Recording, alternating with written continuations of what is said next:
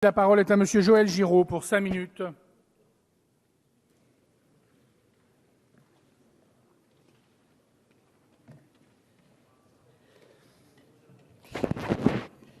Monsieur le Président, Messieurs les ministres, Madame le rapporteur, bon anniversaire, Madame la Présidente de la Commission spéciale, mes chers collègues, il est donc urgent de simplifier.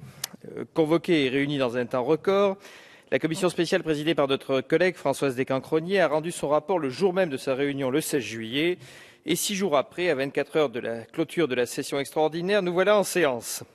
Nous connaissons votre engagement et votre ténacité en la matière, messieurs les ministres. Il ne s'agit plus de se comporter seulement en cost killers, il faut également être des role killers.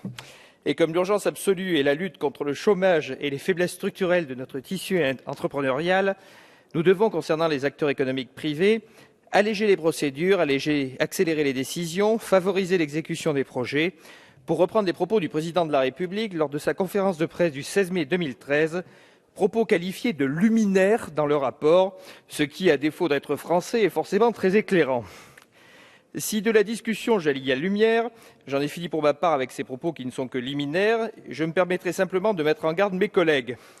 S'il ne s'agit pas aujourd'hui, et heureusement, de reproduire l'exercice qui nous avait été imposé lors de la dernière législature par notre collègue Jean-Luc Warsmann, alors président de la commission des lois et véritable stakhanoviste des simplifications tout azimut, nous obligeant à un véritable travail de spéléologie législative, le projet de loi qui nous est soumis comporte 18 habilitations législatives dans des domaines concernant le droit du travail, la sécurité sociale, les procédures administratives, le droit de l'urbanisme et l'environnement, le droit des sociétés, les mesures fiscales et comptables, le droit de la commande publique, j'y reviendrai, la fusion en un établissement public de l'Agence française pour les investissements internationaux et UBI-France et l'aménagement des dispositifs de suivi du financement des entreprises. Cela fait beaucoup, et même si les matières concernées se prêtent à une législation déléguée, le champ d'application n'en est pas moins très vaste. Un parlementaire est toujours méfiant lorsqu'il s'agit de se sacrifier, ne serait-ce que pour quelques mois, une partie de ses fonctions qu'il tient de la Constitution. C'est évidemment un pléonasme, je n'y reviendrai pas. Je sais, monsieur le ministre, que vous n'êtes pas de ceux qui prônent la déréglementation sur le modèle de la dérégulation à l'américaine. On sait tous que le droit, en tant que phénomène producteur de normes, se déplace d'une institution à l'autre. Si le droit législatif recule, c'est le droit prétorien qui le remplace. C'est pour ça que la corrélation faite par M. Pierre Gattaz, dont la culture juridique est sujette à caution, entre nombre de pages du Code du travail et nombre de chômeurs est non seulement factuellement fausse, mais surtout parfaitement stupide.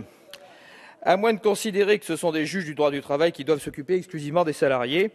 Or, il ne faut pas hésiter à le rappeler, d'ailleurs qu'on soit de gauche ou pas, les entreprises ont une responsabilité vis-à-vis de leurs employés. Cela n'empêche nullement d'alléger certaines des contraintes qui pèsent sur les rapports employeur-employé, en particulier lorsque le contexte économique est fluctuant. J'ai d'ailleurs déposé 2 amendements en ce sens concernant les contrats de travail saisonniers.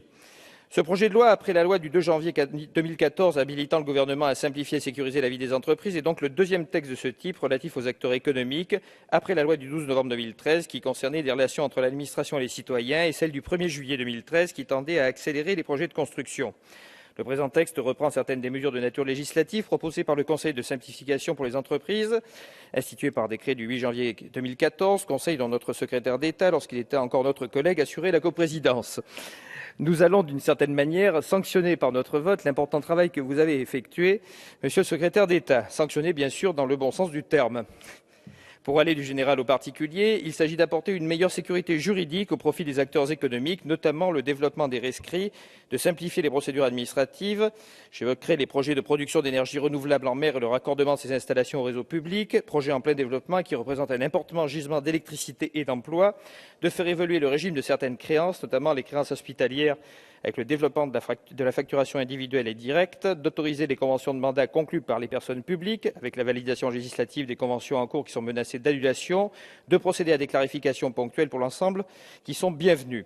Je me félicite que la commission spéciale, sur proposition de notre collègue Alain Fauré, ait adopté un amendement visant à assouplir la réglementation applicable aux motoneiges afin de permettre aux restaurateurs d'altitude de convoyer leur clientèle le soir. Élu de montagne et sensible à la politique touristique, je témoigne de l'importance de cette activité pour les hôteliers et restaurateurs de nos massifs. Je me permettrai enfin de dire quelques mots à propos de l'article 27 qui habilite le gouvernement à transposer par ordonnance 2 directives européennes, la directive 2014-24 sur la passation des marchés publics et la 2014-25 sur la passation des marchés dans les secteurs dits spéciaux. Ces directives doivent être transposées dans un délai de 2 ans à compter de leur entrée en vigueur, c'est-à-dire avant le 18 avril 2016. Il n'y avait donc aucune urgence à légiférer et surtout, il n'est pas de bonne méthode de transposer des textes de droit dérivé communautaire par voie d'ordonnance. La législation communautaire doit par principe faire l'objet d'une discussion au Parlement. Même si le rapport détaille de manière exhaustive le contenu de ces directives, je ne peux partager l'analyse selon laquelle le choix du recours à une habilitation législative pour transposer ces directives ne saurait être analysé comme une dépossession injustifiée par le législateur français de ses compétences. D'ailleurs, cette phrase, reprise in extenso du rapport, n'est-elle pas une forme d'aveu ? Vous l'aurez compris, le groupe RDP aura un regard bienveillant sur ce texte, mais surtout si ces amendements sont adoptés. Je vous remercie. Merci.